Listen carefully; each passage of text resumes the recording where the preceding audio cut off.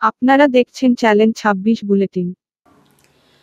Federation of Bangladesh journalist organisation FBGA বরাবর জনাব doctor Hasan Mahmud MP, মাননীয় তথ্যমন্ত্রী, তথ্য মন্ত্রণালয়, বাংলাদেশ সচিবালয়, ঢাকা। বিষয়: তৃণমূল এবং মধ্যম সারির সাংবাদিকদের উন্নয়নে করণীয় বিষয় federation of Bangladesh journalist organisation এর স্মারকলিপি। জনাব: আসসালামু আলাইকুম। প্রথমেই federation of Bangladesh journalist organisation এর পক্ষ থেকে দেশরত্ন জননেত্রী, মাদার অব হিউম্যানিটি, প্রেসবান্ধব, সফল প্রধানমন্ত্রী হিসেবে আপনাকে আন্তরিক অভিনন্দন জানাচ্ছি।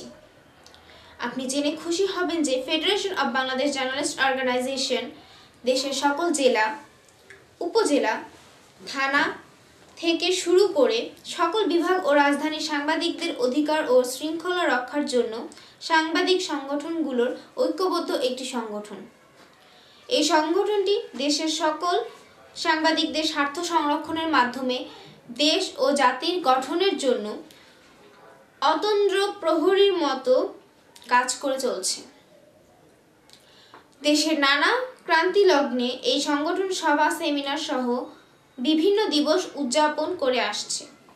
রাষ্ট্রের অগ্রগতিতে federation of Bangladesh journalist organisation এর ভূমিকা অতীব গুরুত্বপূর্ণ। জাতির জনক বঙ্গবন্ধু শেখ মুজিবুর রহমান আইন করে সাংবাদিকদের রাষ্ট্রের চতুর্থ স্তম্ভ হিসেবে মর্যাদা দিয়ে বাংলাদেশ প্রেস কাউন্সিল গঠন করে দিয়েছেন, যা বর্তমানে সারা বিশ্বে ইউনেস্কো কর্তৃক স্বীকৃত এবং প্রতিষ্ঠিত।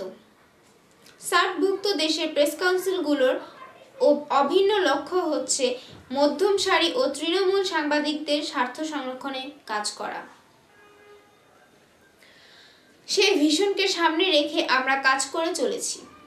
জাতির জনক সাংবাদিকদের মর্যাদা প্রতিষ্ঠায় 14 ফেব্রুয়ারি প্রেস কাউন্সিল আইন তৈরির মাধ্যমে বাংলাদেশি সাংবাদিকদের শৃঙ্খলা ও মর্যাদা প্রতিষ্ঠা করে গিয়েছেন, কিন্তু আজও এর বাস্তবায়ন হয়নি সঠিকভাবে।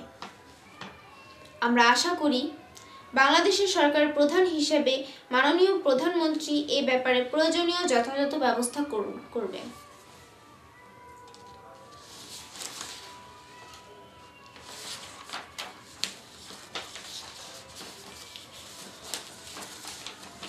সারা দেশে নিয়োজিত সংবাদকর্মীগণ জীবনে ঝুঁকি নিয়ে যুদ্ধাপরাধী, জঙ্গি, রাজস্ব ফাঁকিবাজি, চোরাচালানি, মজুতদার, ভূমিদস্যু, খাদ্যে ভেজালকারী, দুর্নীতিবাজ কর্মকর্তাদের মুখোশ উন্মোচন করে আইন প্রয়োগকারী সংস্থা, সকল গোয়েন্দা সংস্থা, রাজস্ব বিভাগ সহ দুদককে সহযোগিতা তথা দেশের স্বার্থে সরকারকে সহযোগিতা করে যাচ্ছে। ফলে সকল অপরাধীদের জিঘাংসার শিকার হয়ে অনেক সংবাদকর্মী, সাংবাদিক, সম্পাদক বিভিন্ন জেলা, উপজেলা, থানা পর্যায়ে নিজের জীবন বিসর্জন পর্যন্ত দিয়েছেন। প্রকারান্তরে সে সকল সাংবাদিকের হত্যার বিচার আজও হয়নি। অনেক সময় অপরাধীদের প্রভাবে সম্পাদক ও সাংবাদিকের নামে হয় মিথ্যা চাঁদাবাজির মামলা বা হয়রানিমূলক নানা ধরনের মিথ্যা মামলায় অনেকেই আজও হয়রানি, হত্যা, নির্যাতিত হচ্ছে। আবার এত কিছুর পরও সরকারের উন্নয়ন কর্মকাণ্ডের খবর এ সকল সংবাদপত্রগুলো নিয়মিত দেশবাসীর সম্মুখে তুলে ধরছে। সংবাদপত্র শুধু রাষ্ট্রেরই চতুর্থ স্তম্ভ নয়, এটি এখন বর্তমান সরকার কর্তৃক ঘোষিত একটি শিল্প। তাই এ শিল্পের উন্নয়নে সরকারের যথোপযুক্ত ভূমিকা রাখা আবশ্যক। জাতির বিবেক হিসাবে খ্যাত এই শিল্প খাতকে বাদ দিয়ে বা এড়িয়ে গিয়ে উন্নয়নশীল দেশ সম্ভব নয়, বরং এর সঠিক প্রণোদনা ও পরিচর্যার মাধ্যমে দেশকে এগিয়ে নিতে হবে। আর এজন্য প্রথমেই প্রেস কাউন্সিলকে যুগোপযোগী শক্তিশালী করতে হবে। এই সেক্টরে সারা দেশে কত সাংবাদিক কাজ করছে, কতগুলো সংগঠন রয়েছে, এর প্রকৃত কোনো তথ্যচিত্র তথ্য মন্ত্রণালয় বা তথ্য অধিদপ্তর বা অন্য কোনো দায়িত্বশীল সংস্থার কাছে নেই।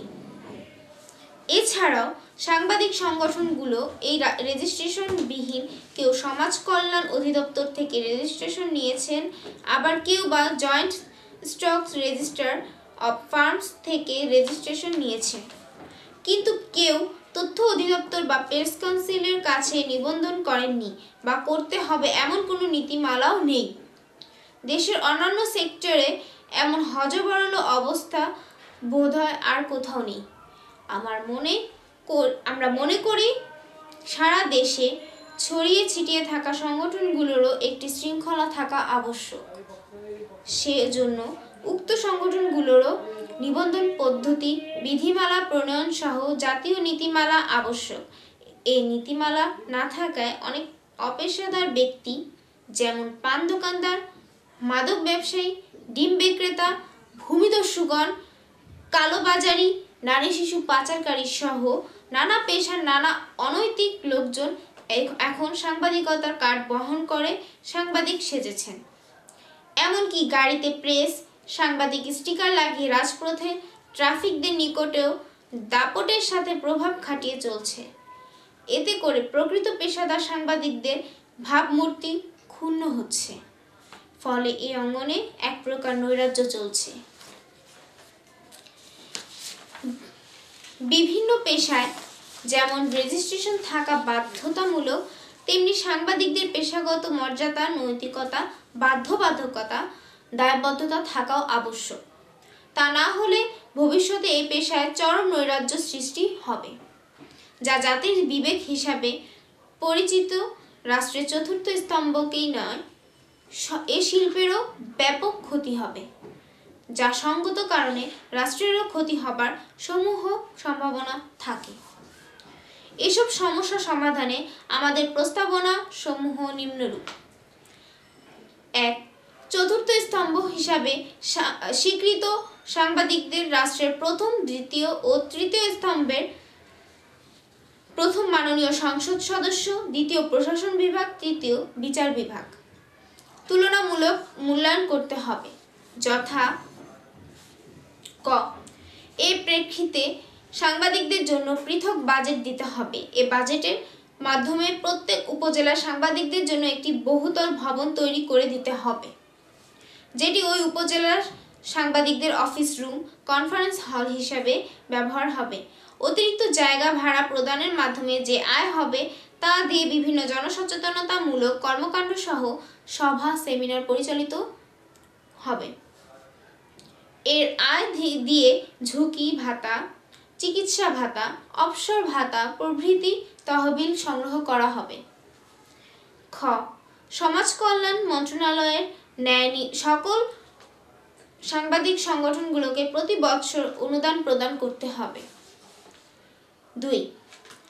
দেশের সকল সাংবাদিক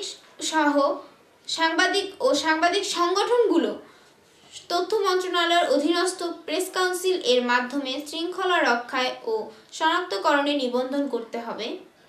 তাহলে দেশে কতজন সাংবাদিক রয়েছে তা নির্ধারণ করা সম্ভব হবে। প্রয়োজনে যথাযথ আইন তৈরির মাধ্যমে এটি বাস্তবায়ন করতে হবে। আইনজীবীগণ আইন মন্ত্রণালয়ের অধীন, ব্যবসায়ীরা বাণিজ্য মন্ত্রণালয়ের অধীন এবং ডাক্তারগণ স্বাস্থ্য মন্ত্রণালয়ের অধীন নিবন্ধিত, তেমনি সাংবাদিকরাও তথ্য মন্ত্রণালয়ের অধীন নিবন্ধন হওয়া বাঞ্ছনীয়। তাহলে দেশে কতজন আইনজীবী, কতজন ডাক্তার এবং কতজন ব্যবসায়ী রয়েছে তা যেমন জানা সম্ভব, তেমনি কতজন সাংবাদিক রয়েছেন তা জানা সম্ভব হবে এবং সরকারের কাছে তার একটি রেকর্ড থাকবে। 3. রাষ্ট্রীয়ভাবে বিশ্ব মুক্ত গণমাধ্যমে দিবস পালন করতে হবে। ওই দিবসে প্রতিটি জেলা, উপজেলা সাংবাদিকদের সমস্যা সমাধানের সময়োপযোগী সিদ্ধান্ত গ্রহণ করতে হবে। 4. সাংবাদিকদের সার্বিক অধিকার রক্ষায় যুগোপযোগী আইন তৈরি করে প্রেস কাউন্সিলকে শক্তিশালীকরণ এবং সাংবাদিকদের যে কোনো মামলায় বিচারিক ক্ষমতা কেবলমাত্র প্রেস কাউন্সিলরকে দিতে হবে। অন্য কোনো আদালতে সাংবাদিকদের বিচার এর ক্ষমতা রহিত করতে হবে। 5. গণমাধ্যম সংশ্লিষ্ট যে কোনো সিদ্ধান্ত গ্রহণের ক্ষেত্রে সংশ্লিষ্ট কমিটিতে ফেডারেশনের মনোনীত ব্যক্তিকে অন্তর্ভুক্ত করতে হবে। 6. রাষ্ট্র পরিচালনায় সকল কমিটিতে রাষ্ট্রের চতুর্থ স্তম্ভ হিসাবে ফেডারেশনের মনোনীত সাংবাদিককে অন্তর্ভুক্ত করতে হবে। প্রেস কাউন্সিল পরিচালনা বোর্ডে, পিআইবি পরিচালনা বোর্ডে, কল্যাণ ট্রাস্ট পরিচালনা বোর্ডে ফেডারেশন মনোনীত প্রতিনিধি অন্তর্ভুক্ত করতে হবে। ওয়েজ বোর্ড বঞ্চিত দেশের সকল সাংবাদিককে কল্যাণ ট্রাস্টের সদস্য করতে হবে। তাহলেই জাতির জনক বঙ্গবন্ধুর তৈরি করা সাংবাদিকদের মর্যাদা রক্ষার সেই আইন এবং প্রেস কাউন্সিলে সাংবাদিকদের মর্যাদা, শৃঙ্খলা রক্ষায় ও জাতি গঠন ও উন্নত দেশ গঠনে আরও জোরালো ভূমিকা রেখে রাষ্ট্রের চতুর্থ স্তম্ভ হিসাবে ব্যাপক ভূমিকা রাখা সম্ভব হবে। অনুলিপি: ১. Chairman Bangladesh press council. ২. Chairman press institute of Bangladesh. ৩. পরিচালক press institute of Bangladesh. S M Morshed, chairman. Federation of Bangladesh journalist organisation. বরাবর মাননীয় প্রধানমন্ত্রী, গণপ্রজাতন্ত্রী বাংলাদেশ সরকার, প্রধানমন্ত্রীর কার্যালয়, নাখালপাড়া, ঢাকা। স্মারকলিপি: ডিজিটাল নিরাপত্তা আইনের সংস্কার প্রসঙ্গে। মাননীয় প্রধানমন্ত্রী, সদ্য পাশ হওয়া ডিজিটাল অঙ্গনে নিরাপত্তা বিধানের লক্ষ্যে ডিজিটাল নিরাপত্তা আইন প্রণয়ন করা হয়েছে। আমরা federation of Bangladesh journalist organisation FBZO এর প্রতি সমর্থন জানাই। তবে এই আইন প্রণয়ন করতে গিয়ে ডিজিটাল নিরাপত্তা আইনে নিচের মৌলিক ত্রুটিগুলো রয়েছে। FBZOর বক্তব্য: ১. ডিজিটাল যন্ত্রের মাধ্যমে অপরাধ সংগঠন প্রতিহত করা এবং ডিজিটাল অঙ্গনে নিরাপত্তা বিধানের লক্ষ্যে একটি আইন প্রণয়নের চেষ্টা করতে গিয়ে এমন একটি আইন করা হয়েছে যা সংবাদ মাধ্যমের কর্মকাণ্ডের ওপর নজরদারি, বিষয়বস্তুর ওপর নিয়ন্ত্রণ এবং আমাদের সংবিধান প্রদত্ত সংবাদ মাধ্যমের স্বাধীনতা ও নাগরিকদের বাক ও মত প্রকাশের স্বাধীনতা নিয়ন্ত্রণের সুযোগ সৃষ্টি করবে। ২. এই আইন পুলিশকে বাসাবাড়িতে প্রবেশ, অফিসে তল্লাশি, লোকজনের দেহ তল্লাশি এবং কম্পিউটার নেটওয়ার্ক, সার্ভার ও ডিজিটাল প্ল্যাটফর্ম সংক্রান্ত সবকিছু জব্দ করার ক্ষেত্রে সীমাহীন ক্ষমতা দেয়া হয়েছে। পুলিশ এই আইনে দেওয়া ক্ষমতা বলে পরোয়ানা ছাড়াই সন্দেহবশত যে কোনো ব্যক্তিকে গ্রেফতার করতে পারবে। এক্ষেত্রে পুলিশের কোনো কর্তৃপক্ষের কোনো ধরনের অনুমোদন নেওয়ার প্রয়োজন নেই। ৩. এই আইনে অস্পষ্টতা আছে এবং এতে এমন অনেক শব্দ ব্যবহার করা হয়েছে যার ভুল ব্যাখ্যা হতে পারে এবং সহজেই সংবাদ মাধ্যমের বিরুদ্ধে ব্যবহার করা যেতে পারে। ডিজিটাল নিরাপত্তা আইন এমন এক আতঙ্ক ও ভীতির পরিবেশ তৈরি করবে যেখানে সাংবাদিকতা, বিশেষত অনুসন্ধানী সাংবাদিকতা কার্যত অসম্ভব হয়ে পড়বে। ৫. এই আইন সংবাদ মাধ্যমের কর্মী ছাড়াও কম্পিউটার নেটওয়ার্ক ইত্যাদি ব্যবহারকারী সব ব্যক্তির মধ্যে ভীতি সৃষ্টি করবে। ২০০৬ সালে তথ্য ও যোগাযোগ প্রযুক্তি আইন ICT অ্যাক্ট প্রণীত হওয়ার সময় সরকার বলেছিল সাংবাদিকদের ভয় পাওয়ার কিছু নেই, কারণ আইনটি করা হয়েছে সাইবার অপরাধ ঠেকানো ও সাইবার অপরাধীদের শাস্তি দেওয়ার লক্ষ্যে। বাস্তবতা হলো সাংবাদিক সহ অন্য যারা স্বাধীনভাবে মত প্রকাশের সাংবিধানিক অধিকার চর্চা করতে গেছেন তারা তথ্য ও যোগাযোগ প্রযুক্তি আইনের ৫৭ ধারায় কারাভোগ করছেন ও হয়রানির শিকার হয়েছেন। এখনও একইভাবে বলা হচ্ছে যে সাংবাদিকদের ডিজিটাল নিরাপত্তা আইন নিয়ে উদ্বিগ্ন হওয়ার কারণ ঘটেনি, কিন্তু আশঙ্কা থেকেই যাচ্ছে যে এই আইনেও সাংবাদিকরা আবার একই ধরনের হয়রানির মুখোমুখি হবেন। আইনটির প্রস্তাবনায় বলা হয়েছে এই আইনের উদ্দেশ্য ডিজিটাল নিরাপত্তা নিশ্চিতকরণ এবং ডিজিটাল মাধ্যমে সংগঠিত অপরাধ শনাক্তকরণ, প্রতিরোধ, দমন, বিচার করা। তাই এই আইন নিয়ে আমাদের উদ্বিগ্ন হওয়ার কিছুই নেই।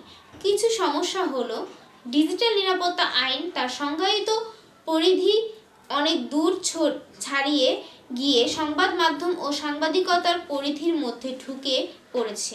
এ আইন স্বাধীন সাংবাদিকতার প্রকৃতির পরিপন্থী এবং তা অনুশীলনের প্রতিকূল। যে সাংবাদিকতা জনগণের জানার অধিকার সুরক্ষা করে এবং ক্ষমতার অপব্যবহার ও দুর্নীতি জনসমক্ষে উন্মোচন করে।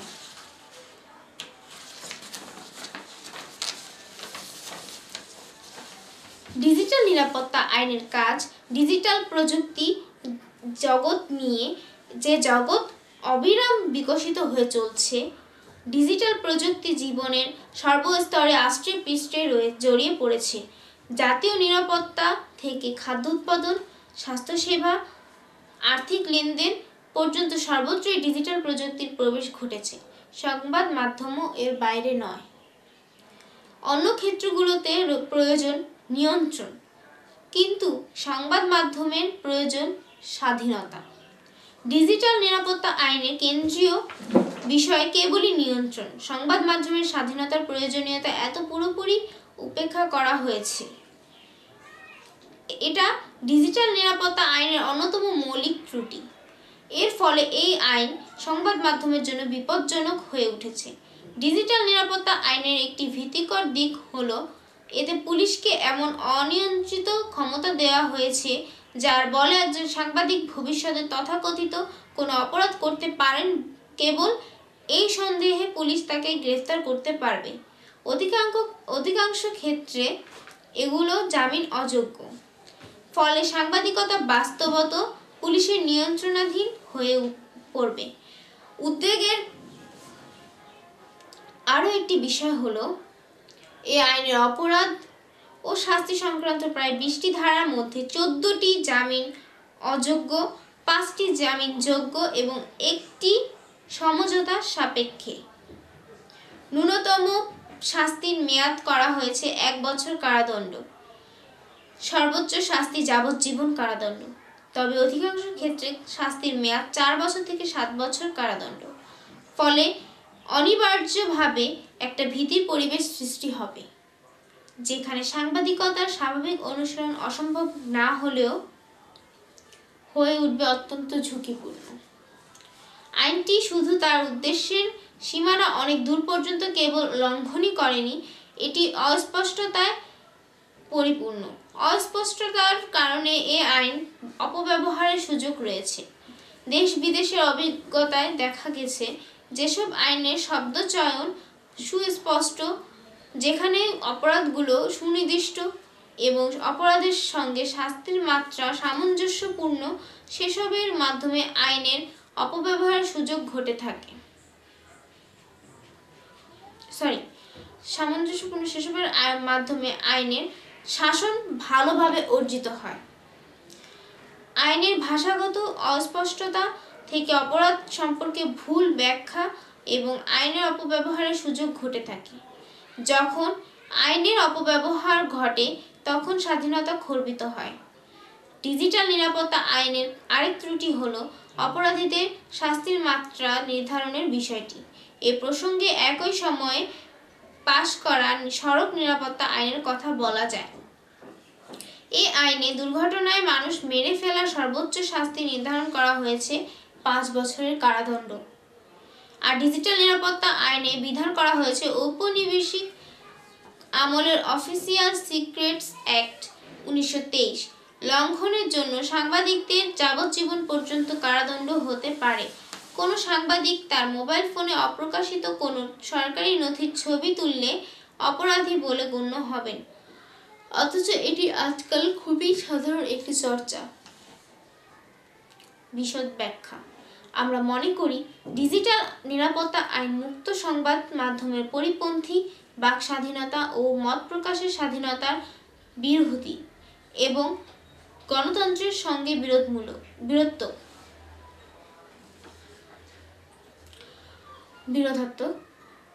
ডিজিটাল নিরাপত্তা আইনের যেসব ধারাকে আমরা সবচেয়ে বিপজ্জনক বলে মনে করছি নিচে তা হুবহু তুলে ধরলাম। একই সঙ্গে সেসব নিয়ে আমাদের অবস্থানের বিশদ বিশ্লেষণ তুলে ধরলাম। ধারা 8, কতিপয় তথ্য উপাত্ত অপসারণ বা ব্লক করিবার ক্ষমতা। 1.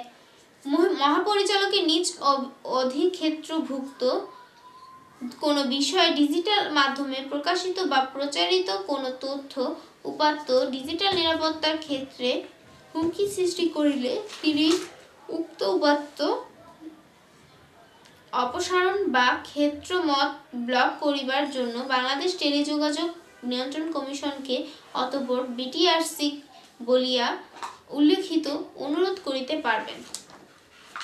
যদি আইন শৃঙ্খলা রক্ষাকারী বাহিনীর নিকট প্রতীয়মান হয় যে ডিজিটাল মাধ্যমে প্রকাশিত বা প্রচারিত কোনো তথ্য উপাত্ত দেশের বা উহার কোনো অংশের সংহতি, অর্থনৈতিক কর্মকাণ্ড, নিরাপত্তা, প্রতিরক্ষা, ধর্মীয় মূল্যবোধ বা জনশৃঙ্খলা ক্ষুণ্ণ করে বা জাতিগত বিদ্বেষ ও ঘৃণা সঞ্চার করে, তাহা হইলে আইন শৃঙ্খলা রক্ষাকারী বাহিনী উক্ত তথ্য উপাত্ত অপসারণ বা ব্লক করিবার জন্য মহাপরিচালকের মাধ্যমে বিটিআরসিকে অনুরোধ করতে পারবেন। ৩. উপধারা ১ ও ২ এর অধীন কোনো অনুরোধ প্রাপ্ত হইলে বিটিআরসি উক্ত বিষয়াদি সরকারকে অবহিতক্রমে তাৎক্ষণিকভাবে উক্ত তথ্য উপাত্ত অপসারণ বা ক্ষেত্রমত ব্লক করিবে। এফবিজেওর বক্তব্য।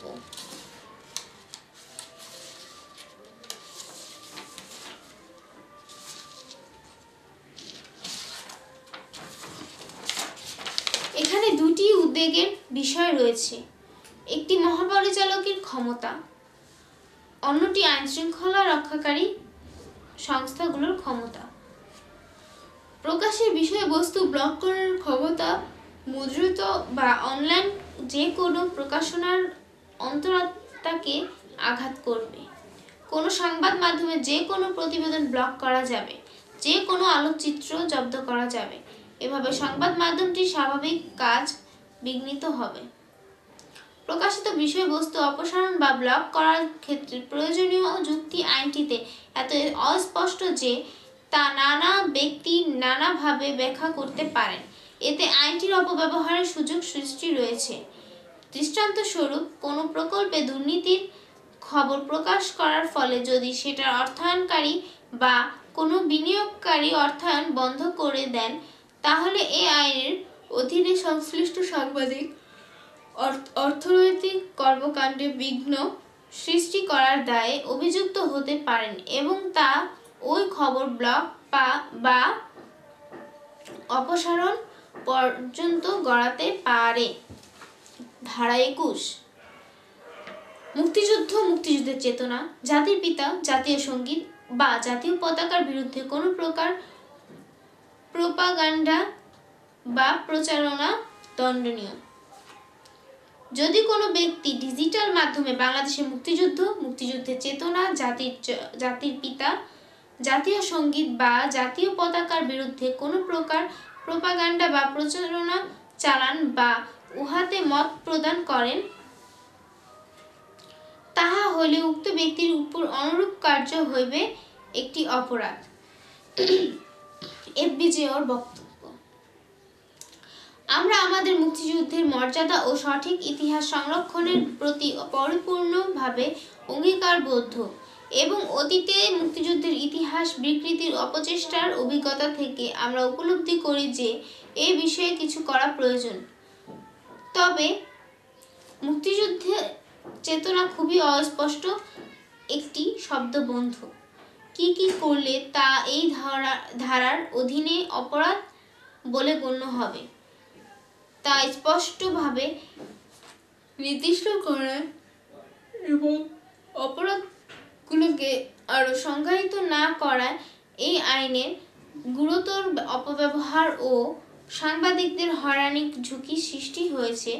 কারণ এর শাস্তি হিসেবে রাখা হয়েছে যাবজ্জীবন পর্যন্ত কারাদণ্ড এবং অথবা ৩ কোটি টাকা পর্যন্ত অর্থদণ্ডের বিধান। আমরা আবারও বলতে চাই, আমরা আমাদের মুক্তিযুদ্ধের মহান উত্তরাধিকারী ভবিষ্যৎ প্রজন্মের জন্য সংরক্ষণ করতে চাই।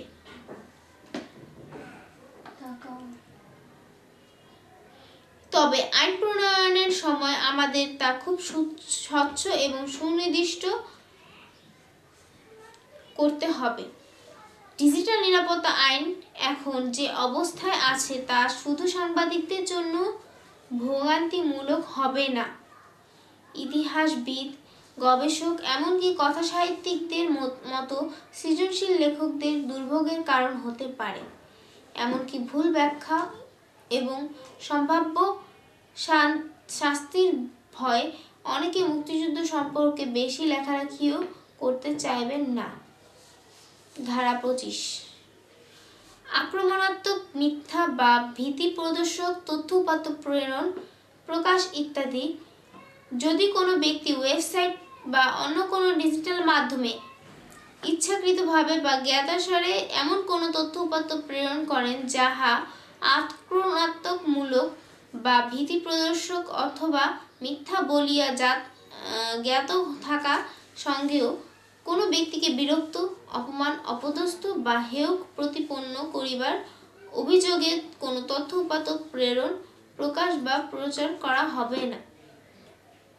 প্রচার করা বা রাষ্ট্রের ভাবমূর্তি বা সুনাম ক্ষুণ্ণ করিবার বা বিভ্রান্তি ছড়াইবার বা তদুদ্দেশ্যে অপপ্রচার বা মিথ্যা বলিয়া জ্ঞাত থাকা সত্ত্বেও কোনো তথ্য সম্পূর্ণ বা আংশিক বিকৃত আকারে প্রকাশ বা প্রচার করেন বা করিতে সহায়তা করেন, তাহা হইলে উক্ত ব্যক্তির অনুরূপ কার্য হইবে একটি অপরাধ।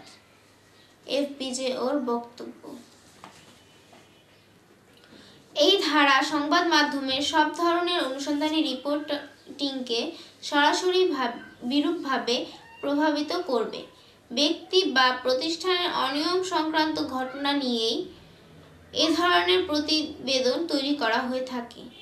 দুর্নীতিগ্রস্ত ব্যক্তিরা সাংবাদিক ও সংবাদ প্রতিষ্ঠানকে ভয় দেখাতে এই আইন ব্যবহার করতে পারেন।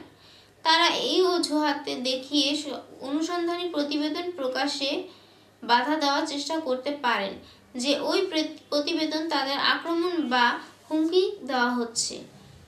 প্রকৃতপক্ষে এ ধরনের সব প্রতিবেদনকেই উল্লিখিত এক বা একাধিক বিধানের আওতায় পড়ে বলে মন্তব্য করা হতে পারে এবং সংবাদ মাধ্যমকে হয়রানির কাজে ব্যবহার করা হতে পারে। কোনো ব্যক্তি বা প্রতিষ্ঠানের দুর্নীতি উন্মোচন করে এমন যে কোনো অনুসন্ধানী প্রতিবেদন ওই ব্যক্তি বা প্রতিষ্ঠানের জন্য বিরক্তিকর, বিবর্তকর বা অপমানজনক হতে পারে।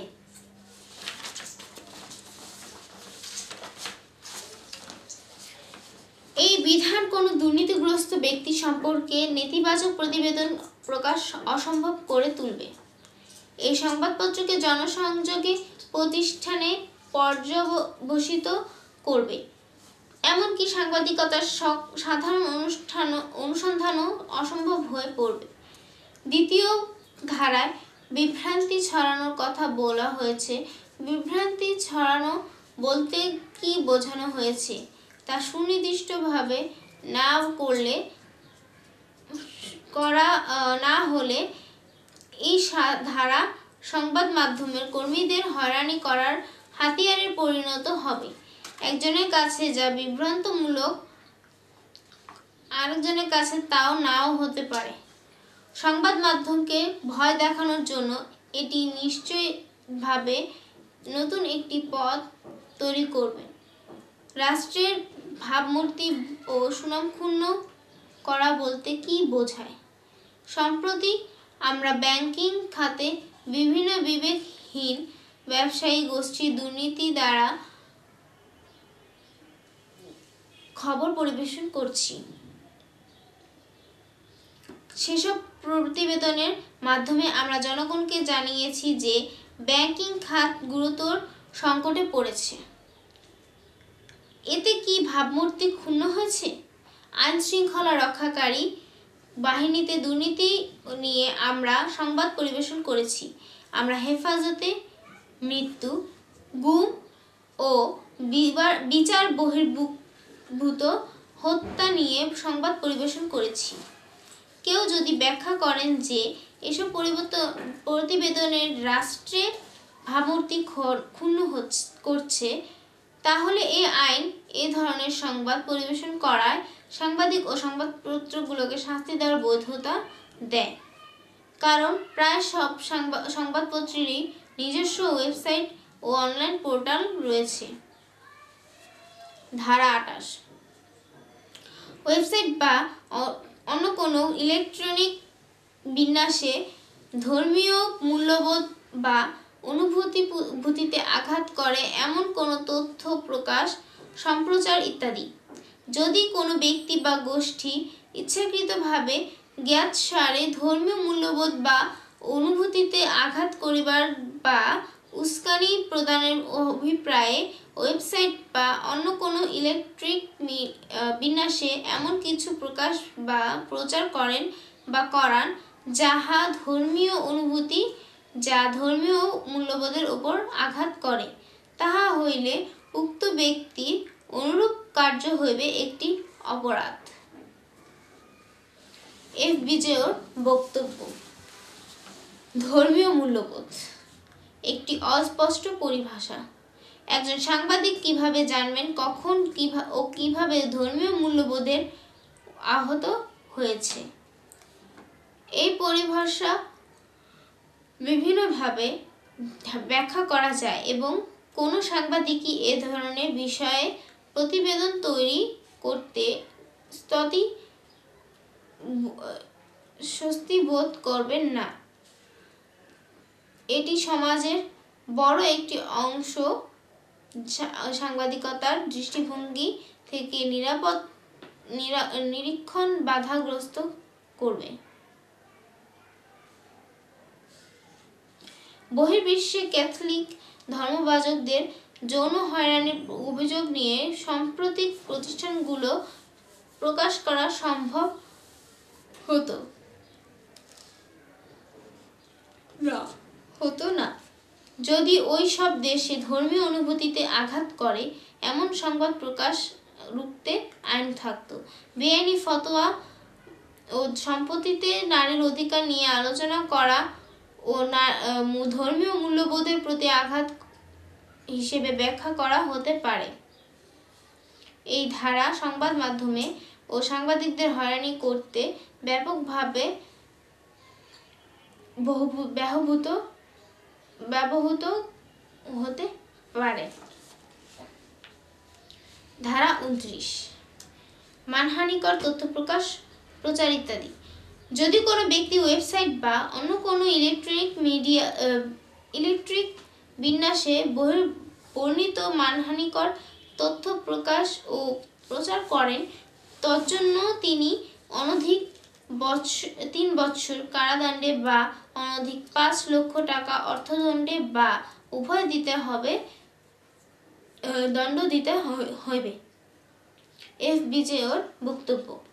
মানহানির অভিযোগ বিচার করার জন্য ইতিমধ্যে একটি আইন থাকায় ডিজিটাল মাধ্যমে মানহানি নিয়ে আলাদা কোনো আইন নিষ্প্রয়োজন। উপরোক্ত একই অপরাধে পত্রিকার চেয়ে ডিজিটাল সংবাদ মাধ্যমে অতিরিক্ত শাস্তিমূলক যুক্তি থাকতে পারে না। ধারা 31, আইন শৃঙ্খলার অবনতি ঘটানো ইত্যাদি অপরাধ ও দণ্ড।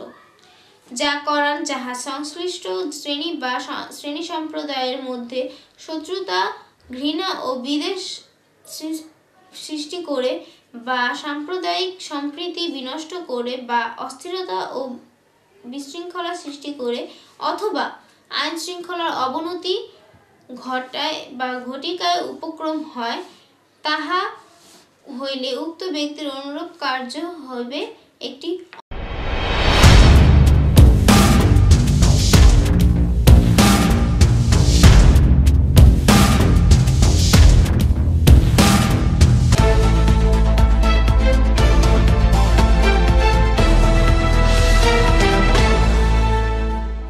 আপনারা দেখছেন চ্যালেঞ্জ 26 বুলেটিন।